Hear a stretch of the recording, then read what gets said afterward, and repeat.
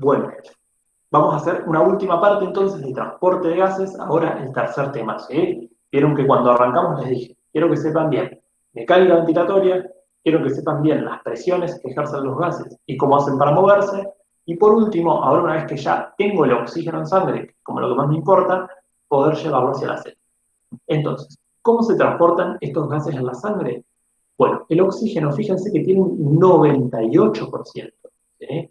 La mayoría, por no decir casi la totalidad del oxígeno, viaja unido a una proteína.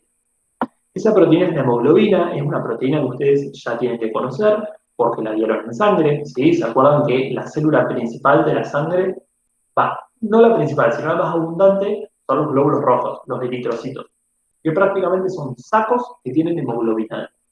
Esta hemoglobina es una proteína que tiene 4 subunidades. ¿Qué quiere decir? Que hay 4 cadenas de aminoácidos que la forman y cada una de ellas tiene un hierro, ¿sí? El hierro, acuérdense, importante para unir el oxígeno, ¿sí? Esta proteína, gracias a que tiene 4 hierros, puede unir 4 moléculas de oxígeno. ¿Bien? Entonces, 98% del oxígeno, casi la totalidad, unido a esta proteína. De ahí la importancia, de ahí que charlamos sobre qué son las anemias, que era la enfermedad donde yo tenía la hemoglobina disminuida, y por eso veíamos cómo si me falta hemoglobina, me falta oxígeno y los tejidos no pueden cumplir con el metabolismo normal. Entonces me canso, me mareo, me cuesta concentrarme, tengo chance incluso hasta de desmayarme, por ejemplo, ¿sí? En una anemia ya mucho más avanzada. Entonces, súper importante acordarme. El dióxido de carbono, en cambio, es un gas que se arregla para viajar como mucho drama no tiene. Fíjense, 70% viaja como un bicarbonato. Bicarbonato, algo que me tiene que sonar del primer parcial, algo que digo, bueno, pasaron las vacaciones de invierno, pero yo me acuerdo que esto de algún lado me suena. El sistema Entonces, base. claro, el dióxido de carbono lo vimos vinculado con el bicarbonato cuando vimos pH y buffer. ¿Por qué? Porque sabemos que el dióxido de carbono entra a sangre, eso es un más, por más que no esté saliendo, se combina con agua, ¿sí? Se combina con agua el dióxido de carbono y forma un compuesto que habíamos visto que era un ácido carbónico. Ese ácido carbónico tenía una cualidad que a nosotros nos importaba, que era un ácido que se disociaba fácilmente. ¿Qué quiere decir? Que rápidamente hacía lo que sabe hacer. Es un ácido, toda sustancia que libera un protón. ¿Protón se acuerdan? H más el protón. Entonces, si el ácido carbónico me libera un protón, ¿qué es lo que me queda? Y bueno, me queda en vez de H2 una sola H, porque la otra está formando un protón, y después me queda lo mismo, CO3, ¿eh? Entonces, en vez de ser H2CO3, es HCO3. Y como esto se llevó un más, acá me quedó un menos. Este HCO3 menos es el bicarbonato, ¿sí? 70% del dióxido de carbono viaja de esta manera en el plasma. Un 7% viaja disuelto, fíjense que se puede disolver más que el oxígeno, que solo puede ir un 2%, y el otro 23% que me falta se une a la hemoglobina, pero no en el mismo lugar que el oxígeno, sino que forma unos compuestos que se llaman carbamidos, que para mí no es importante que lo sepan. Nos vamos a concentrar en el oxígeno, solamente la última diapositiva vamos a ver del dióxido, porque el 98% del oxígeno va unido a esta proteína que es la hemoglobina, y la hemoglobina es una proteína que puede llevar hasta 4 oxígenos. Entonces, ¿qué pasa con la hemoglobina? Y esta es la hemoglobina, ¿sí? Que tiene sus 4 subunidades. La hemoglobina normalmente está así, ¿sí? Está como que le cuesta socializar, por así decirlo, ¿sí? Estas son las 4 subunidades. Está como tensa, se llama, ¿sí? Con formación tensa. Entonces, por más que aparezca oxígeno alrededor, al principio no lo agarra la hemoglobina. Pero una vez que una agarra un oxígeno, fíjense cómo se liberan las otras para pasar una forma relajada y agarrar 4 oxígenos, ¿sí? Este comportamiento de la hemoglobina, que se llama efecto cooperativo, ¿sí? Hace que si yo tengo que dibujar cómo agarra oxígeno la hemoglobina, no diga que, bueno, mientras más oxígeno hay, más hemoglobina agarra. Esto no existe, ¿sí? Hay una curva que se llama curva de saturación de la hemoglobina, que es lo que están viendo, acá también la llaman curva de disociación, esto de vuelta es el Costanzo, y como yo les dije, creo que en la primera clase, cuando vimos gráficos, siempre antes de dibujar la curva, tengo que ponerle el nombre a los ejes. Tienen un eje horizontal, ¿sí? Que es el eje X, o eje de la variable independiente. ¿Qué es lo independiente en este proceso? ¿Cuánto oxígeno tenga? ¿Sí? Entonces acá voy a poner la presión de oxígeno. Y entre paréntesis o corchetes le voy a poner en qué lo mido. ¿Se acuerdan? Presiones siempre en milímetros de mercurio. ¿Cuál es la presión de oxígeno máxima que puedo tener? Comparé poniéndole valores en eje. Bueno, máximo 100. ¿Por qué no puedo tener más de 100 de oxígeno en la sangre? Porque en el alveolo la presión de oxígeno era 100. Yo puedo tener más de 100 en sangre y no. Porque si tuviera 101 en sangre, ahora la diferencia haría que el oxígeno se mueva de la sangre al alveolo. ¿Sí? Entonces, como máximo, puede tener 100 de oxígeno. ¿Sí? Eje X, entonces, variable independiente, presión de oxígeno. Y en el eje Y, con la variable dependiente, es decir, lo que depende de esta presión, es cuánto oxígeno va a llevar la hemoglobina. Esa pregunta de cuánto oxígeno va a llevar es lo que llamamos saturación. ¿Sí? Saturación es el porcentaje, fíjense que lo miden en porcentaje, saturación es el porcentaje de hemoglobina que está cargada con oxígeno. ¿Sí? Entonces, al principio, claramente si no hay oxígeno, si es cero, la saturación de la hemoglobina va a ser cero. Al principio, fíjense que la hemoglobina, por más de que empieza a subir el oxígeno, no se satura mucho. Y después agarra como una parte en que se satura rápidamente. ¿Sí? Fíjense como en ese cachito de dibujo subí rápidamente un montón. Estaba como acá abajo, pónganle en 20 y llego más o menos hasta 75. Y luego me vuelvo a planchar de vuelta cuando estoy ya llegando en la presión máxima, que es 100. Y por supuesto el porcentaje máximo también es 100, que es el 100%. Entonces, ¿cómo es una curva de la hemoglobina? Fíjense, es una curva que arranca bajito, sube una vez que se une un oxígeno, se unen los otros, efecto cooperativo, y después se vuelve a chanchar. Esa forma, que es la forma que yo digo de S, se llama sigmoidea. ¿Sí? Es una S, sigmoidea. Esa es una curva de la hemoglobina normal. Bien, hasta ahí, si no acuérdense, me preguntan. El otro concepto que yo tengo que saber de la curva de hemoglobina, voy a cambiar el color, ya estoy rayando todo, espero que después se entienda, es el concepto de la P50. P50, voy a ser honesto con esto, es una variable que no se usa en la práctica. ¿Sí? En el sistema de salud, yo me animaría a decir que nadie habla de la P50. Pero es algo que suele aparecer por ahí en algún parcial y que ustedes tienen que conocer porque suele haber error con esto y esto les resta puntos y es algo de no darle por ahí como la importancia ahora. Fíjense, P50 no es difícil, me lo dice el nombre. La P es de presión. ¿Dónde tengo la presión yo? La tengo acá abajo, presión de oxígeno. ¿Sí? Y el 50 es del 50% de la saturación. La P50 es la presión de oxígeno a la cual saturo la hemoglobina al 50%. Eso es P50. Presión de oxígeno a la cual saturo la hemoglobina al 50%. Entonces, me voy a ir a fijar en el eje Y, que es la saturación de la hemoglobina, donde está el 50%. ¿Sí? Pero voy a marcar la P50 ahí, en ese 50. No. Este es el error más común que tenemos cuando tomamos esto. ¿Sí?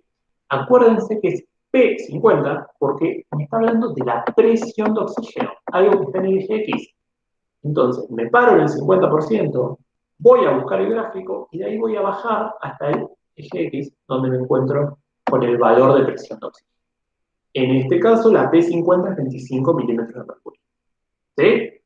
P50, repito, es la presión de oxígeno en la cual saturo la hemoglobina al 50%. ¿De qué me habla este valor? Me habla de la afinidad que tiene la hemoglobina por el oxígeno. ¿Por qué? Pensé, si yo tengo una P50 bajita, ¿sí? Por ejemplo, una P50 de 15, vamos a poner. Quiere decir que yo con 15 milímetros de mercurio, con poquito de oxígeno, fíjense que el máximo era 100, ¿eh? Con 15, con muy poquito, ya saturé la hemoglobina a la mitad, al 50%. ¿Sí? Si ya me garanticé que la mitad del oxígeno viaja. Eso es una hemoglobina muy afín. ¿Sí? Ejemplos de hemoglobina afín es la hemoglobina que tienen los fetos, por ejemplo, cuando viven adentro del útero. ¿Sí? Tiene una hemoglobina que se llama hemoglobina fetal, que capta mucho oxígeno. ¿Por qué? Porque el feto está en mucho crecimiento, necesita mucha energía. Entonces tiene una hemoglobina mucha afinidad. Ahora, ¿qué pasa si la P50 es alta? Voy a volasear. Pongámosle una P50 de 70 milímetros de mercurio. Bueno, quiere decir que yo, de cero, tengo que haber agarrado 70 milímetros de mercurio de oxígeno, ¿sí? Esa presión de gas, para recién ahí lograr que se sature la mitad de la hemoglobina. ¿Sí? Es una hemoglobina con baja afinidad cuando la P50 es alta. Entonces, de eso me habla la P50. ¿Y por qué entonces nos importa? Bueno, porque hay situaciones donde esa P50 varía. Este gráfico se los dejo, tiene marcada presión venosa y presión arterial. ¿Se acuerdan? Presión de oxígeno 40 en vena y 100 en arteria, que lo vimos cuando vimos transporte de gases. Se los puse nada más porque en el cuadernillo aparece un punto de. Y ahora sí llegó a esto, que es lo último que vemos casi, y lo que les quería decir. Fíjense que acá tienen dos curvas de la hemoglobina. ¿Cómo se son dos curvas? Y bueno, en el eje X tengo presión de oxígeno, y en el eje Y tengo saturación de la hemoglobina, medida en porcentaje. Miro el dibujo, tiene una forma de S, es sigmoidea, claramente es una curva de la hemoglobina. Y fíjense que acá yo quiero ver, tiene como en línea punteada una curva que está corrida a la derecha. Eso se llama desplazamiento de la curva a la derecha. Y en la otra tengo un desplazamiento de la curva hacia la izquierda. ¿Sí? ¿Ven? Está corrida acá a la izquierda por línea. Esto, fíjense que si yo lo quiero evaluar, me paro en el 50% y digo, bueno, acá me encontraba, entonces acá estaba la P50 original, pongámosle en 22, y ahora fíjense, se me corrió la curva a la derecha, tengo que ir a buscarla mucho más lejos, y la P50 está acá, pónganle en 35. Entonces tengo un aumento de la P50. ¿Qué quiere decir? Que necesito mucho más oxígeno para llegar a la mitad de la saturación. Acá perdí afinidad. Cuando la curva se corre a la derecha, ¿sí? El desplazamiento a la derecha, la hemoglobina pierde afinidad por el oxígeno. Atención acá, sé que están cansados, esta es la única parte que se tienen que acordar de esto que estoy explicando. Hay causas que hacen que la hemoglobina pierda afinidad por el oxígeno. Estas causas son el aumento de la presión de dióxido, la disminución de pH y el aumento de la temperatura. Esta no la tienes. ¿Sí? Acá también lo he dicho. No importa.